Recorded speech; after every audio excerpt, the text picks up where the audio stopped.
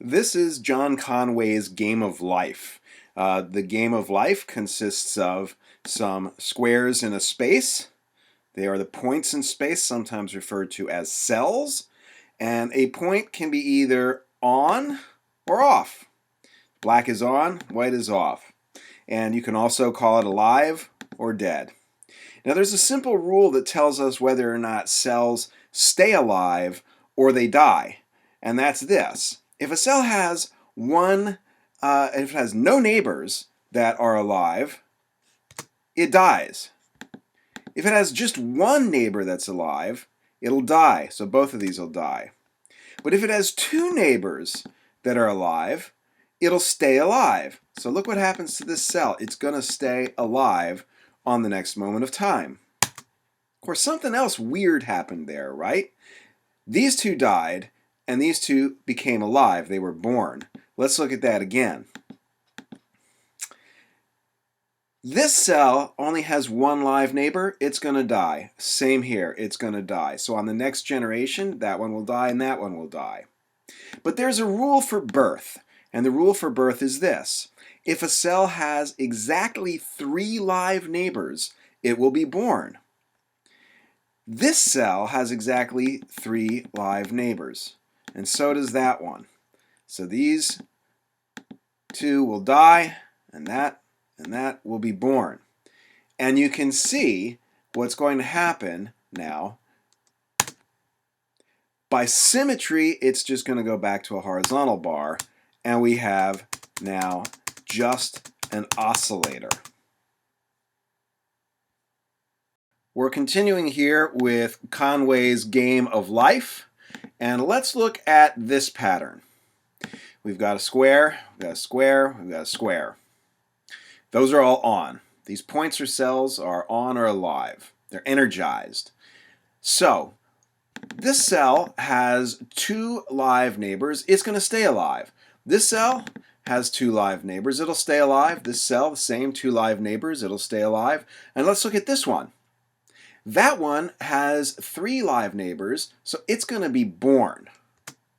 And that's what happens. It's born. Now, this is a stable pattern, right? Each of these cells has 3 live neighbors. It's alive, and so it's going to stay alive.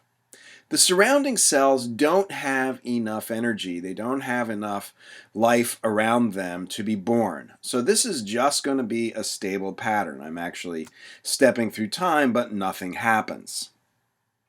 So that's an interesting pattern. Let's look at this pattern now.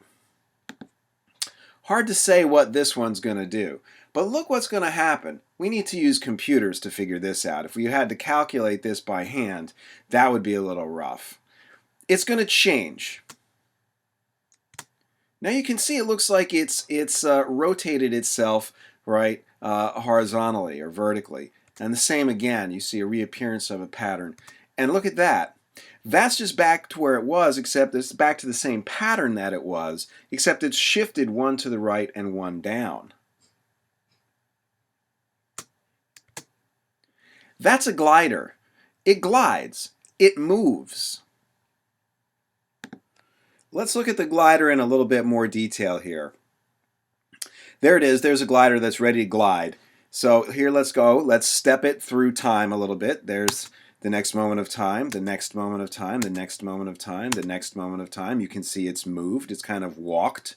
But what are we talking about when we say it? What is the glider?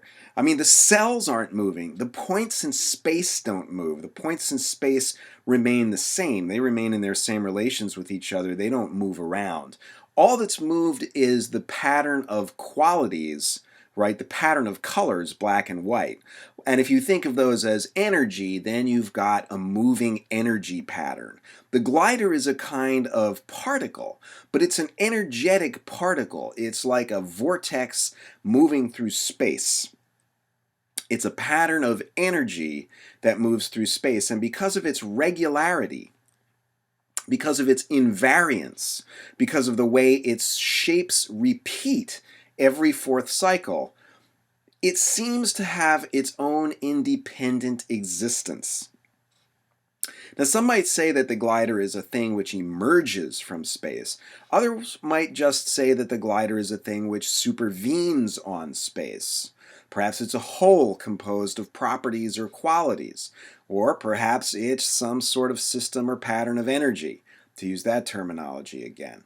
Let's watch it just to see that it's the pattern of energy that's moving. Cells aren't moving. There seems to be a distinctive layer of reality, a second layer of reality on top of space. And here it is.